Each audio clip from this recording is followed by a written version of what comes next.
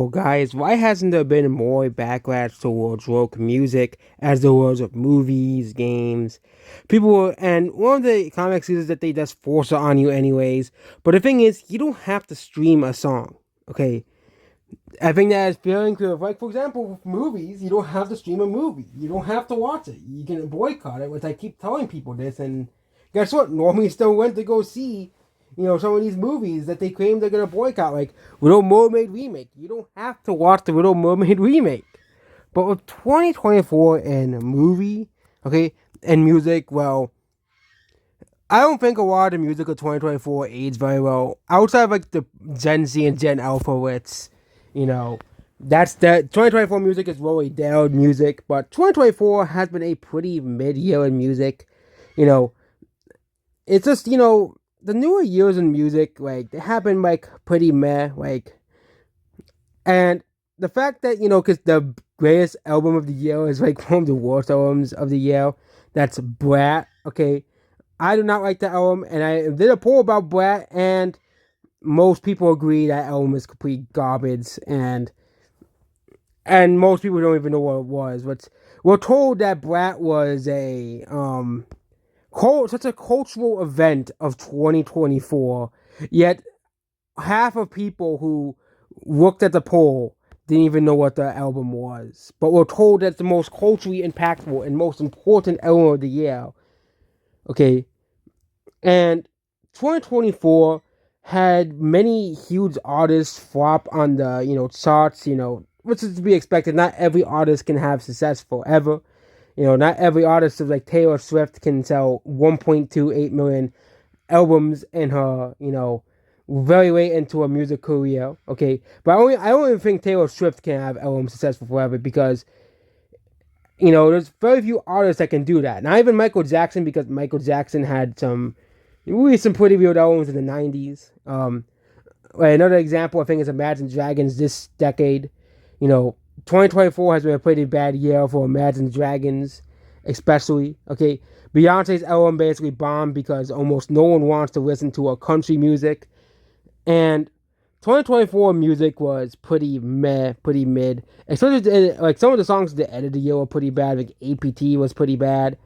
But why hasn't there been a backlash to songs like Once? Okay, Once is, in my opinion, one of the worst songs of the year because it's an extremely woke song. So you do not know what Once is.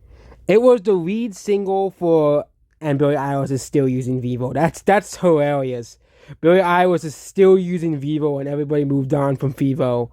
Okay, but I'm surprised this song didn't get more backlash than it did. Again, like, none of the fandom menace had any backlash towards Billie Eilish's new song. None of the actual, like, there has been starting to be backlash toward. I think the main backlash towards the music industry was mostly towards Beyonce and the country music, because, again, and also Sabruri, which was mostly propped up by Beyonce as well. Okay, so really Sabruri's reign over the list, because of the lack of new releases, mostly is the main reason why. Okay, held 18 weeks because there were no songs released, and that really shows you the state of 2024 music. Really, Diver Smile should have reached number one on the charts. I'm surprised that Billboard never did reach number ones. But again, Diver Smile was most popular globally. Again, you gotta realize, you have to realize that Billboard charts is mostly American music. Okay, APT surprisingly never reached number one, but again, that song was number one on global, which global, usually the number one song on Spotify is the number one song globally. That's just how it is, okay? Usually the number one song on Spotify globally is the number one on global charts. They do have a separate one for global and non-global charts, but I'm surprised it wasn't. I know we're not talking about Coco Melon songs. We're talking about the Billie Eilish song. Why hasn't there been more backlash to Billie Eilish's one song? Okay, the song, of course, as I predicted, the song would age very poorly, and people wouldn't stream it as much as it did and wants as well. And the hit single for her new album actually ended up being "Birds of a Feather," which is this song at fifth place. But Once is now barely over 1 million streams, which I'm not too surprised by that as well. Very similar to the Taylor Swift song "You Need to Calm Down." Woke music doesn't get a lot of streams. Like I haven't heard a single place play once. Okay, Birds of Feather, I think I've heard that one, but again, I don't use TikTok, so I don't really see that. But it seems like even the other songs on the album are gonna become more successful than Once. And Once, I think, was an attempt for more woke garbage in the music industry. And I think that I think that that song is but again, it didn't drag down the whole album, like, as well. So we're not into the stage where basically, oh, you release one woke song and your music career is over, like of Hollywood. But I think we might get to that point in 2025, especially 2026, especially. Chappelle Roan, one of my least favorite new artists, despite, because practically he was propped up by all the music critics, like he's the greatest new upcoming style, and the whole reason people must listen to her because he's queer. That's the whole reason people must listen to her, not because he makes good music or anything, because he's queer. And of course, I don't want to listen to her, and many more don't. But apparently, somehow, C and ZZ Perez, two more very woke singers, have gained a massive following on social media. But again, it's I don't really think they're gonna be that successful, especially as the backlash towards wokeness continues. And there is actually like a whole genre of like subgenre of African music called woke music, but we're not talking about that music as well here. But the music industry is like the only industry that really hasn't had any backlash, okay, towards wokeness in any of in its medium, okay, as well. But I think music might be the next battleground against the woke because they lost in the movie industry, they're losing in the gaming industry. What's the last major industry left outside of like sports or books? Okay, movie TV will count that with movies, but and content creators. Okay, because there are tons of woke content creators, but they usually just get woke go broke themselves. They usually self destruct themselves. Look at Destiny and Hassan, two of the most hated content creators of all time. But I think with music, it's the last music genre to really be attacked. Okay, you know, for wokeness. Okay, the only industry where wokeness has kind of survived and thrived was the music industry. So artists like Sabrina Carpenter having the Jenna Ortega kiss, not really having much backlash to it as well, and of course you have, you know, not the one song release and not much backlash to that song. The only real backlash to the music industry has been towards Beyonce and Beyonce alone, and also partially Taylor Swift, later of the year with the whole, her endorsing Kamala Harris. But other than that, Billie Eilish wasn't really attacked by many people. Wasn't really like, oh yeah, people, we need to boycott Billie Eilish's new album. As well. And I think the reason why those albums are so successful is because there is a subset of people who do listen to that music. I think with woke music, there is an audience for woke music, unlike of games and movies, because anyone can consume music, as well. It's the easiest, medium to, considering that it's free on YouTube, it's free. You can use Spotify is a free to download app.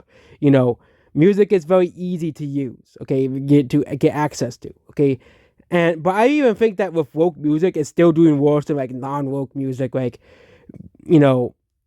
as well. And let's not forget about the quote unquote cultural impact Black supposedly had on the music industry. And yeah, I think that the next get woke go broke is coming towards the music industry. Everyone else suffered it. Now it's time for the music industries. I think it's extremely likely next year there will be some sort of woke backlash towards the music industry. Again, we don't know much about what's coming. Like, even like we're starting to see that with like Lady Gaga's new album. Okay, new song "Disease" had backlash towards this music video. Which again, I don't listen to Lady Gaga. I never really cared for Lady Gaga, but a lot of people didn't like the song because the really featured her hugging Satan. I didn't like the music video.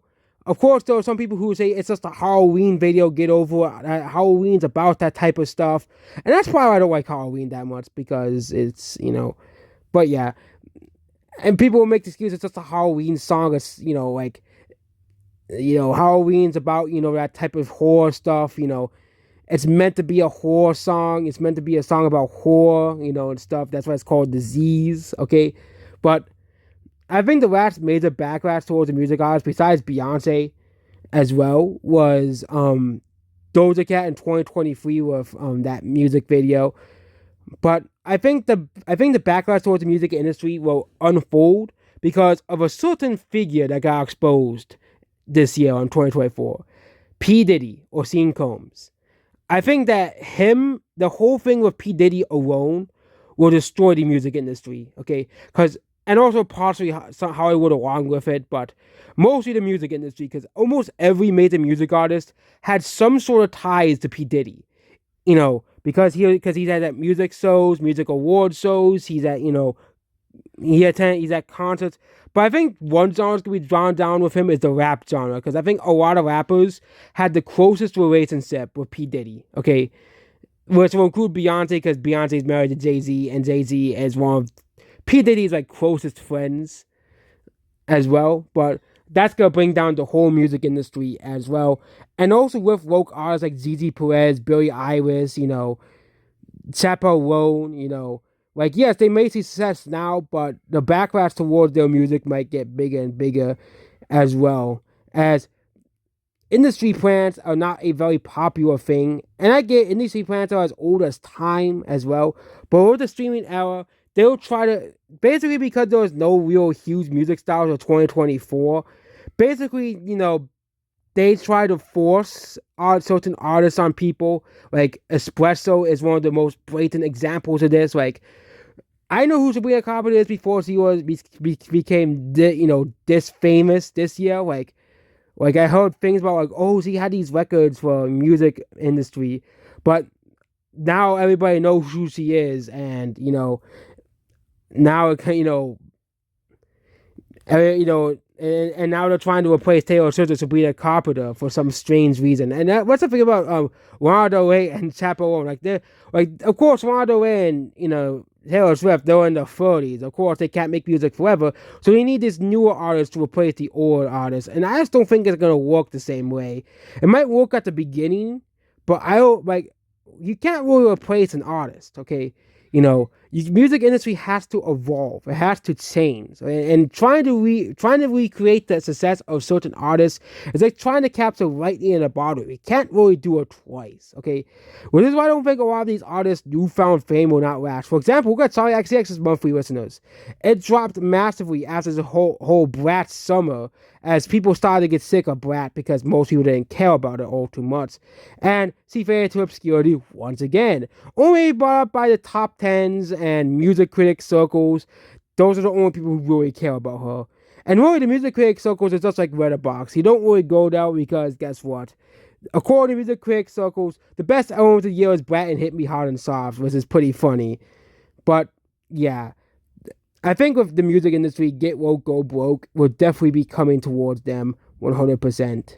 So yeah, goodbye.